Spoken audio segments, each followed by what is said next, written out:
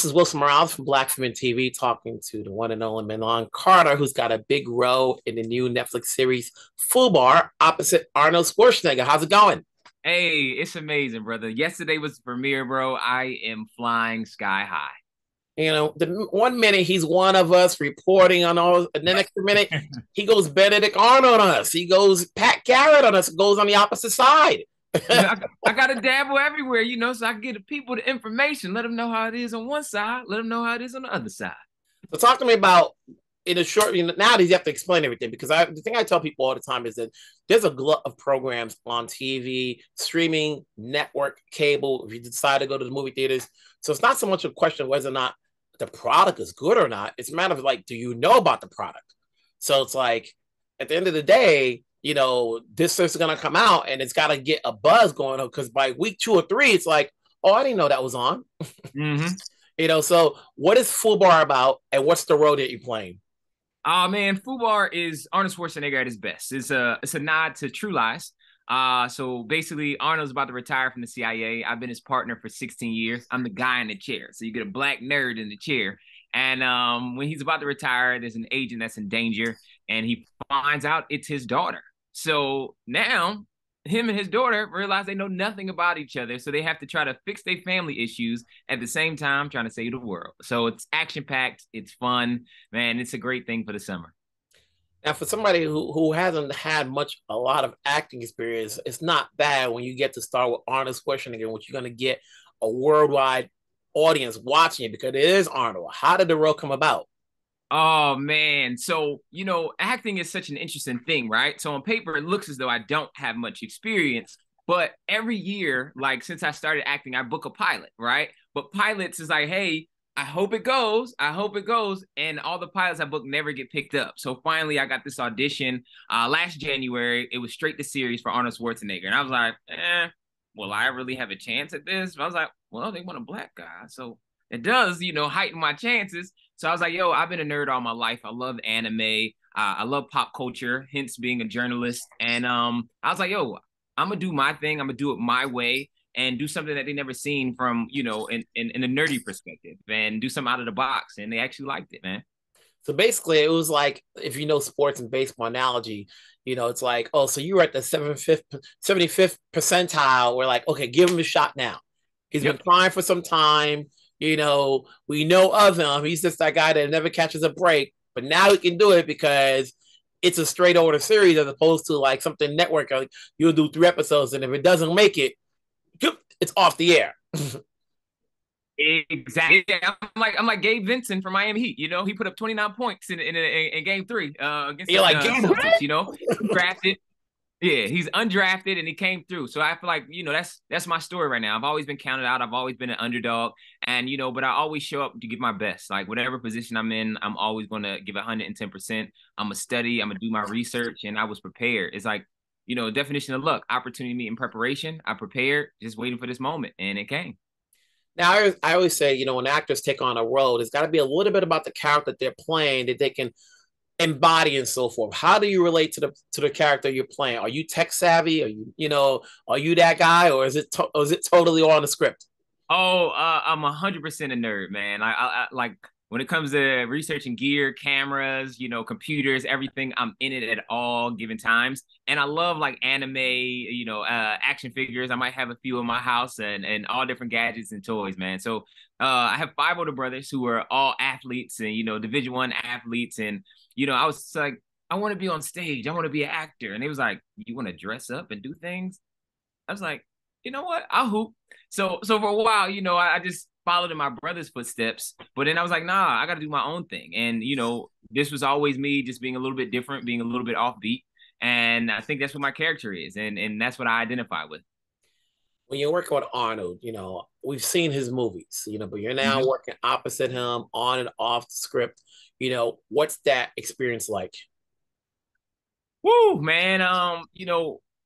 The thing I've been saying lately is like they say never meet your idols because you'll be disappointed, right? But Arnold surpassed anything I could ever imagine, right? I didn't have you meeting Arnold is like he's at the top of his career, is where you want to be. And he doesn't have to give back. He doesn't have to pour into you. He doesn't have to be nice. Like you just have to respect him because he has this resume. But no, from day one, Arnold pulled me to the side and say, "Hey, you had me breaking in your audition. You're hilarious, man. Keep going. I love what you're doing." So for you to pour me on day one, it's like I made. Arnold Schwarzenegger gave me an acting compliment. I'm good for life. Now, when you're working on this series, and this is the biggest role you've had to date, because now people, like when you're the only black guy, or you're in more scenes out there, people are going to be Googling you, like, who is this guy? Obviously, especially when they're like, oh, how did he get this role? Um, what's your takeaway from doing this series as an actor that you hope to bring on to whatever projects you do next? Great. So you asked. There's a lot of things inside of it. Okay. What's your, having no, I love it. I'm gonna answer all of them. So one, the takeaway is like I was the last one hired and the first one to shoot. So and then we had a few COVID issues and complications. So there'd be times where it's a scene I'm not supposed to shoot for a month. Let's say, hey Milan, I know we're not supposed to shoot this for another month or so, but can you work tomorrow? So my main thing is stay ready so you don't have to get ready, right? And luck, opportunity, and preparation. So I made sure I was super prepared. And I think sometimes as Black people, you have to work harder than the next person, right? So I'm going to always outwork somebody. And I think Will Smith, who actually changed my life, and we could talk about that too, he always said, yeah, I may not be the most talented, but I'm not going to get outworked. And I think that's what I stand on, and I believe, and always be kind, because kindness opens up every door. And it's like, even if you have the talent, if you have the kindness, it's going to make you go a lot farther. Mm-hmm. And then just, doing the series, obviously you've done other projects, prior to this series, how are the other rejections? Did it dampen you a bit? Did it motivate you more to keep on trying? Because I know a lot of actors who obviously have gone through you, where some of them got picked up, but they don't last. There's some names that like we all know people who are like, oh, he can never get it work, or he's a series killer. You know what I'm saying? Yeah. he can't get off the ground, but they know of these people because they've been working hard. I think all the failures and all the pilots that didn't get picked up, just helped me build my chops, right? And it's just like I think every loss is a lesson, right? And it's up to you to receive the lesson that life gives you. So with that, I think it made me build my character a little bit stronger, but also made me refine my acting. But it also was like gave me a little nugget to be like, all right, you're doing the right thing, but maybe you could do a little bit better. Maybe you can improve in some areas. So I think all my failures have helped me level up. So I was prepared for this opportunity. Now, when I read your background, I was like, oh, hip hop Hollywood, Kevin Frazier. What made you decide you wanted to be an actor?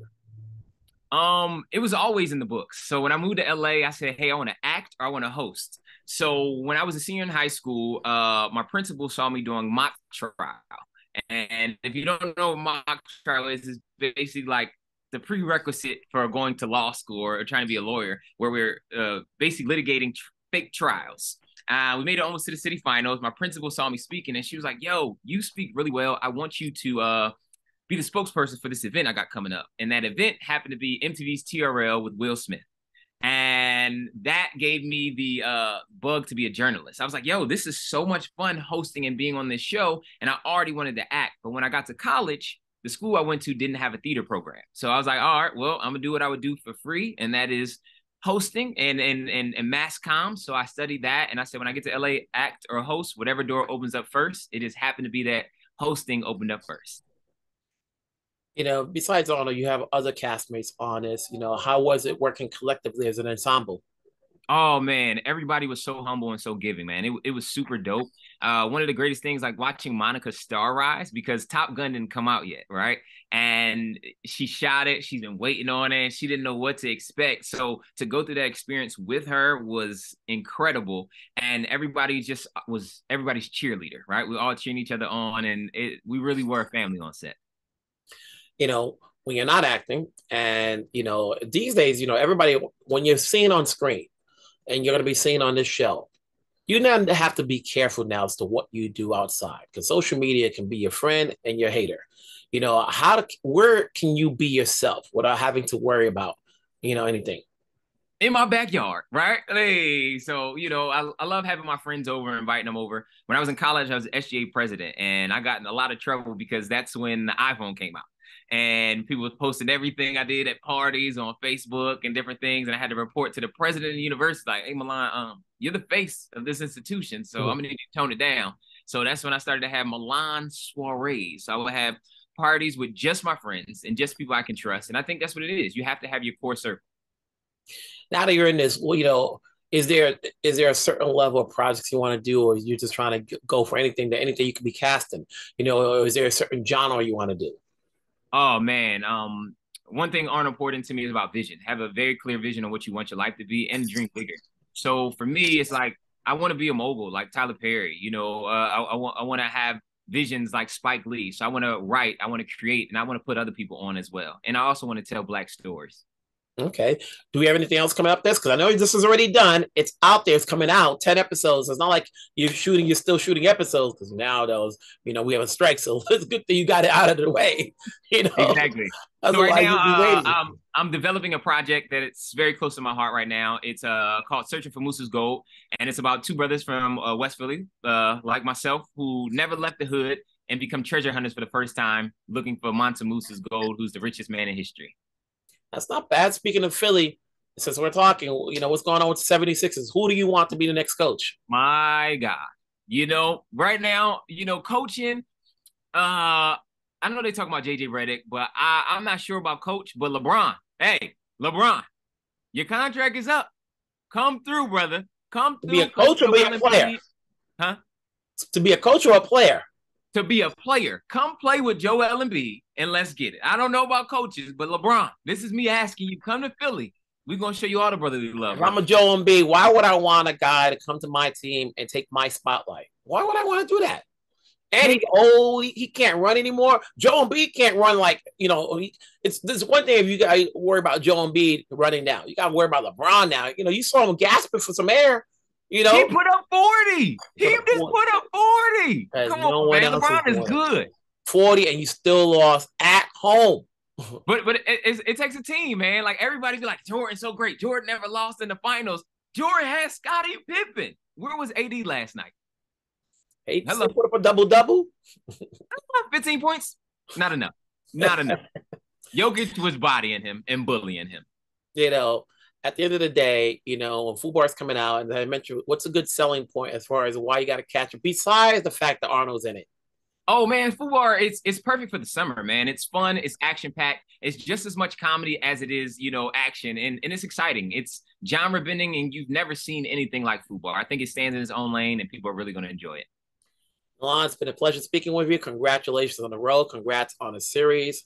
It's good to see the evolution of where you started to where you're at now. It's obviously the game is not over. I'm sure I'll see you more down the road in other projects. So keep it going. We're here to support wherever you're at. Take care. Stay safe.